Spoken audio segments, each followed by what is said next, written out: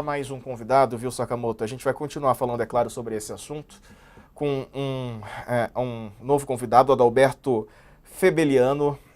O Adalberto Febeliano é especialista em transporte aéreo do ITA. Ele já está aqui conosco para nos ajudar a entender essas informações que vão chegando, não é? Adalberto, bem-vindo, boa tarde, né, na medida do possível, com as informações, com as imagens que o senhor já conseguiu ver, né, ler por aí, como é que o senhor pode, qual análise, né, o senhor faz dessas informações? Bom, boa noite, Diego, boa noite, Leonardo. Uma situação muito triste, né? O que nós podemos identificar, dos vídeos, pelo menos, que chegaram até mim, é que o avião realmente cai sem controle, né? O avião cai sem nenhuma velocidade para frente, absolutamente sem nenhum controle, pelo que a gente pode perceber, com os motores funcionando, pelo menos os sons que vinham com o vídeo indicam que você tinha ali os motores e as hélices funcionando, dava para a gente ouvir o ronco, né? Agora, é sempre muito problemático a gente querer adivinhar o que aconteceu, né? A gente tem que aguardar as investigações justamente para que a gente possa entender quais foram as causas reais do acidente, né? Adalberto, boa tarde, né? Sakamoto aqui. Quando um avião ele perde sustentação, né, em voo por algum motivo, eu não estou entrando no mérito do motivo, estou perguntando só do ponto de vista hipotético, né? Se você não tem um problema mecânico, uma falha mecânica nos motores, qual que é a possibilidade dele voltar conseguir a ter uma situação de sustentação em voo novamente, assim? Ou no momento que ele não consegue sair de uma situação de stall, assim, de parafuso? Na verdade, Leonardo, você tem muitas situações que podem levar à perda de controle em voo, né? É, a pior delas é justamente essa em que você vê que o avião está sem sustentação, o avião está totalmente estolado e sem velocidade para frente. Quando você não tem velocidade para frente, as suas superfícies de controle, elas ficam inoperantes. Então você não consegue mudar a atitude do avião, né? O avião, todo avião plana, todo avião voa sem motores, né? Ele só não consegue ganhar altura, mas ele vai trocando altura por um voo normal. Todo avião faz isso. Quando você perde o controle, nesse caso aí, aparentemente por stall, aí você vem realmente não tem como você retomar. Desse caso específico, pelo que a gente vê nos vídeos, você não tem muita chance de retomar o controle. Exato, e muitas hipóteses são levantadas. Uma situação sobre o gelo, né, que foi outra hipótese levantada, que pode acontecer, não necessariamente ocorreu com esse avião, mas o congelamento de algumas partes do avião ela também pode fazer com que o avião perca altitude, que ele caia, assim como esse avião que a gente viu? A formação de gelo é um problema muito grande para os aviões, né? Tanto que todos os aviões que são projetados para transporte de passageiros, eles têm sistemas de proteção contra o gelo, porque realmente o gelo atrapalha a aerodinâmica das superfícies do avião e o gelo pode levar a perda de controle, pode levar a stall. O gelo é uma ameaça real aos voos. Existia mensagens meteorológicas indicando que você tinha condições para a formação de gelo nas altitudes e na região em que aconteceu o acidente, então certamente esse é um dos fatores que vai ser estudado em mais detalhes ao longo da investigação do acidente. Mas sim, é uma possibilidade real que você tenha, que o gelo tenha precipitado esse acidente. Agora, o gelo ele pode atuar precipitando o acidente apenas no acúmulo em cima das asas, o que pode mudar a relação, dificultar a sustentação, mas no caso, por exemplo, do voo 447 da Air France, né, você teve gelo nos sensores, né, que dificultaram Isso.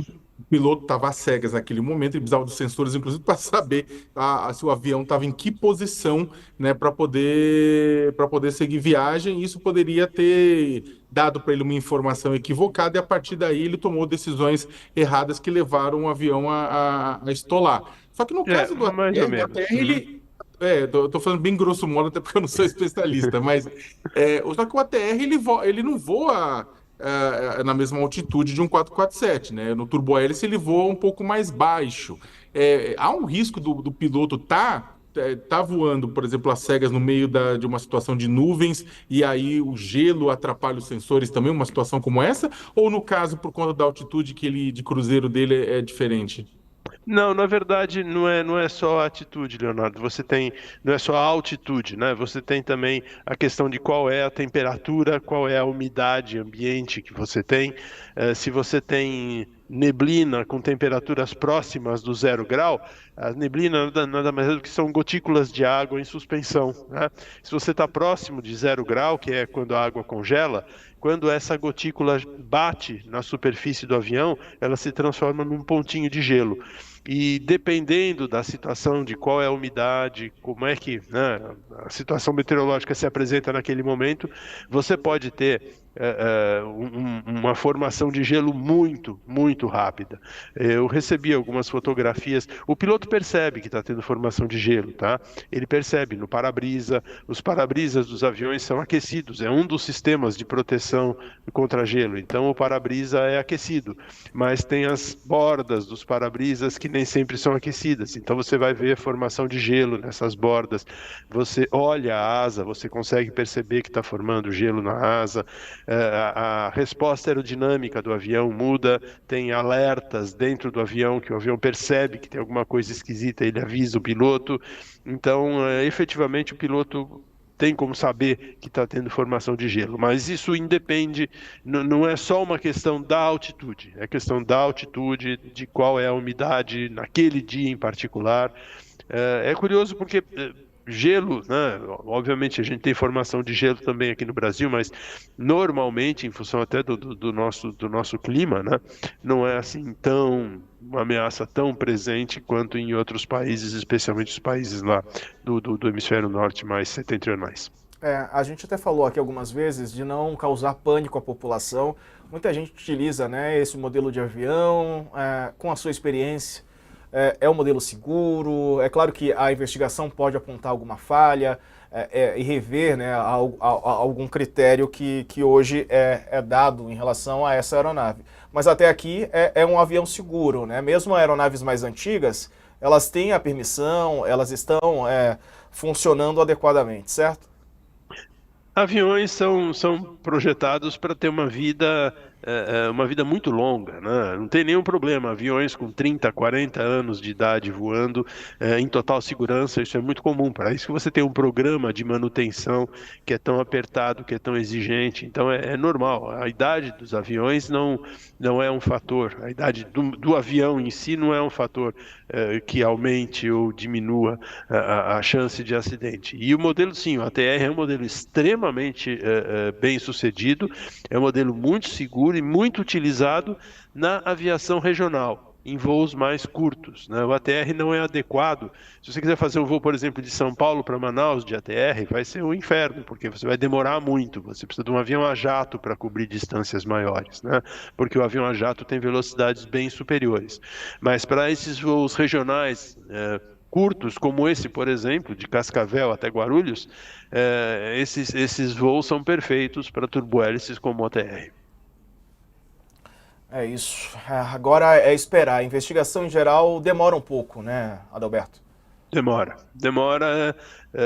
claro que depende dos fatores, né? Quer dizer, os investigadores vão olhar para os fatores humanos, né? A atuação dos pilotos, vão olhar para a máquina, vão ver se a manutenção foi adequadamente feita, se estavam todos os sistemas funcionando normalmente, e também para a questão do ambiente, a questão meteorológica aí que certamente vai ser estudada em muito detalhe, né? E uma coisa que é importante a gente frisar que esse avião ele tem os dois gravadores de dados que a gente usa para auxiliar nas investigações, né? É o gravador de vozes na cabine, que é o Cockpit Voice Recorder, o CVR, e o Flight Data Recorder, que é o que grava os parâmetros técnicos do avião. Então, o Flight Data Recorder ele vai gravar dados como a velocidade do avião, a potência de cada um dos motores, a posição das superfícies de comando, ele faz essa gravação e permite que você faça a reconstituição do voo imediatamente antes do acidente. E isso é uma ferramenta muito importante que tem permitido aí que a gente eleve tanto assim o nível de segurança dos aviões. Tem duas informações aqui que a nossa equipe em Brasília está repassando. Acontece nesse momento uma entrevista coletiva da Força Aérea Brasileira e eles já informaram o CENIPA, né, que não houve comunicação de emergência e que o avião estava em situação normal. Então, o avião não tinha nenhuma pendência, pelo menos, né, para autorização de voo e não houve comunicação de emergência. Não haver um comunicado representa o que exatamente? Quais são as possibilidades? Aqui, claro, com base em histórico, sem cravar nada, porque é a investigação que vai fazer esse tipo de trabalho. Mas só para a gente entender, até o Sakamoto tinha falado na possibilidade de desmaio, né, Sakamoto, com a despressurização, se isso pode acontecer eventualmente. Eu tinha só comentado que com essa altitude, se você não tem, se há uma despressurização e você não tiver o piloto não conseguir colocar numa altitude de ar respirável, 10 mil pés. exato, né? Podemos ter problema e o pessoal pode desmaiar, né, dentro do avião. Mas é pouco provável, né? Porque o fato de você andar, né, se você tiver a 45 mil pés e tiver uma despressurização, você realmente vai ter muito pouco tempo de consciência. Mas quando você está ali a 20 mil pés, o seu tempo de consciência é bem maior, né? Porque você tem muito mais oxigênio ainda, né? Mesmo que não seja em níveis ideais, mas você ainda tem um bom nível. Não, isso claro, vai ser estudado, se tiver algum indício, isso vai ser detectado pelos investigadores. Mas não me parece ser uma linha muito promissora, não. Acho que a questão aí talvez mais mesmo os fatores meteorológicos, né? E o que acontece com o fato de você declarar emergência é que nem sempre você tem tempo para declarar emergência, né? Quando as coisas começam a dar errado, às vezes os pilotos têm que tentar resolver o problema e nem sempre eles conseguem. A comunicação da emergência não necessariamente vai estar no topo da lista de prioridades deles, né? A primeira prioridade é manter o avião sob controle, a segunda prioridade é saber para onde o avião está indo, e só a terceira prioridade é aqui comunicar a sua situação. Exato.